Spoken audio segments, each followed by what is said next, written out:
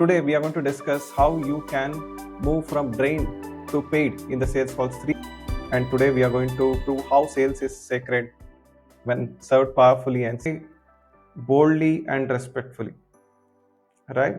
So if you are here to help everyone, I should warn you, you will end up broke and you might even burn out.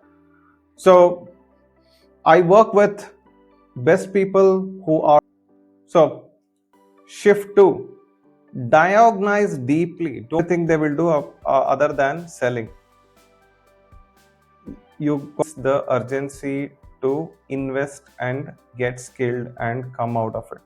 Right? Shift 3, unsell them. Create tension services. Right?